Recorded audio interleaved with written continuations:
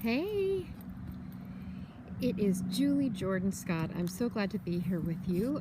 We're a little bit later than usual because I had a hard time finding a park. Hey, Rachel. I mean, I always have a park. There's always a park nearby. But the park that I was in originally, I have my own Wi-Fi. It's right here. And it wouldn't let my Wi-Fi through. So, therefore, no scoping. So here I am. I'm in a rather unusual park here in Bakersfield. It's kind of an underbelly place, but I really like it. So I just thought I'd go ahead and try it from here and see what happens. May have some unique, like I see a unique person over there. There's a lot of homelessness and a lot of drug use here. So I am trusting. I've always had, I come here sometimes to do some plein air writing, and I always have good luck. So I think it's part of my willingness to be with whomever is around at work. So they may like poetry too. So today our poem is from W.S. Merwin. My name is Julie Jordan Scott, by the way. I'm a creativity coach, and my work is about inspiring your artistic rebirth. And every Monday through Friday, usually around 12:15 to 12:30, I read a poem and I give you writing prompts. This is where you can follow me at Julie Jordan Scott. I'm a mixed media writer too. Oh, awesome! Yay for poets! I'm glad you're here. Please follow me. You can also follow me on Twitter and Instagram. You just put an extra T on the end of my name, the actual spelling of my name.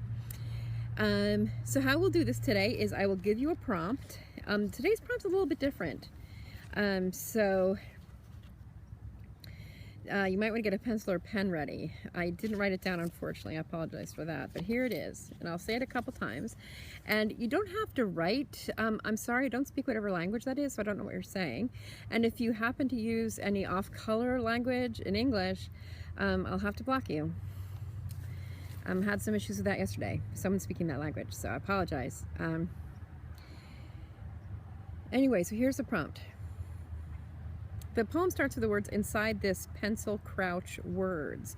So I'm going to ask you to replace pencil, and then after crouch, write whatever. So inside this blank crouch,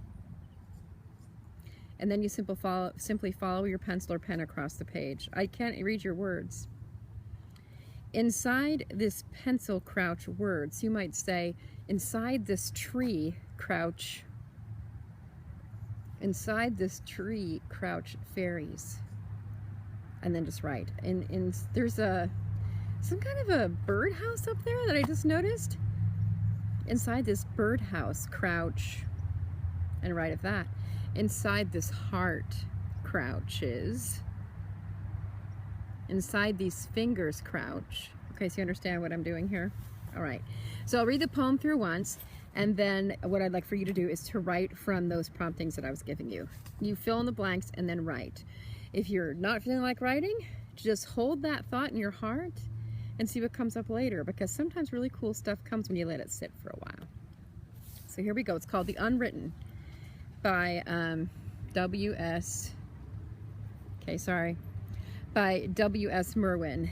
It's a creative coach channel where we do all kinds of creativity and personal development work. Okay, The Unwritten. We're reading a poem and giving you a writing prompt. Inside this pencil crouch words that have never been written, never been spoken, never been taught. They're hiding. They're awake in there, dark in the dark, hearing us, but they won't come out. Not for love, not for time, not for fire. Even when the dark has worn away, they'll still be there, hiding in the air. Multitudes in days to come may walk through them, breathe them, be none the wiser. What script can it be that they won't unroll? In what language would I recognize it? Would I be able to follow it, to make out the real names of everything?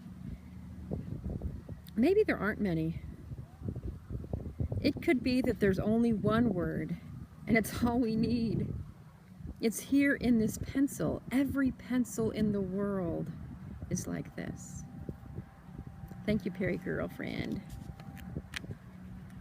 Every pencil in the world is like this. So you could also write from the prompt, every tree in the world is like this. inside this tree, crouch, dot, dot, dot. Okay, so here we go again. I'm gonna read it slower by W.S. Merwin. Remember your prompt, inside this blank, crouch, and then you write. Suggested thing is to write for like 5 minutes or so. Okay, so write for 5 minutes, or just write a sentence, whatever you do. If you want to send it to me, I'd love to see what you write. You can put it on your Facebook page, you can put it on your Twitter, you can put it on your blog. You can tweet it to me here, at Julie Jordan Scott. The second reading I do more slowly to let the words seep in, so just kind of breathe the words into your heart. I've read this poem several times, and that last read I got stuff I'd never gotten before. Inside this pencil crouch words that have never been written, never been spoken, never been taught. They're hiding. They're awake in there, dark in the dark, hearing us, but they won't come out. Not for love, not for time, not for fire. Even when the dark has worn away, they'll still be there, hiding in the air. Multitudes in days to come may walk through them, breathe them, be none the wiser.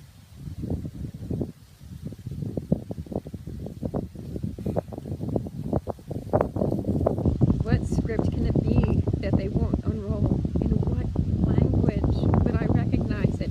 Would I be able to follow it to make out real names of everything? Beautiful. Inside these covers crouch warmth, security, softness, and a place to cocoon. That's gorgeous. Thank you. Maybe there aren't many.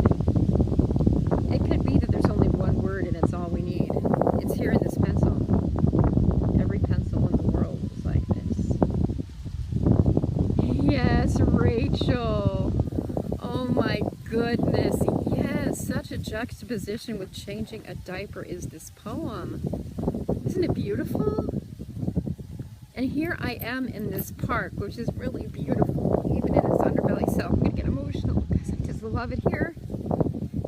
And I hear a siren, and I see a man walking toward me. Who knows what he's doing out there, but it is beautiful. In all its dry, crackly Californianness, Rachel, see behind me? See all those dry leaves? And when the wind blows, they sound so beautiful. So I'm near tears. I call the sounds they make God sounds. It's so dry. And I'll show you the view in front of me.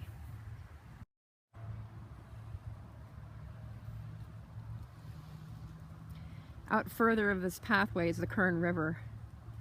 But you can see how desolate it is. Yet even in the desolation, there's beauty. This is the tree where I had my tripod. This tree stump. It's riddled with woodpecker holes. Cracked and dry. There's the book I was reading. And there's a stump, a perfect chair.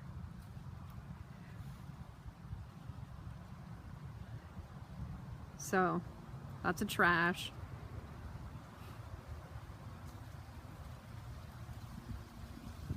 I don't know if you can hear the leaves.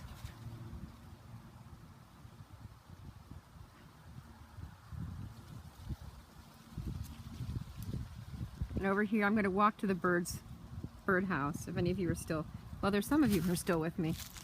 Here we go. See the sun rays? That's pretty. I'm gonna walk over here and hopefully not fall because I'm scoping instead of paying attention to where I'm going. But here is the birdhouse. You see it?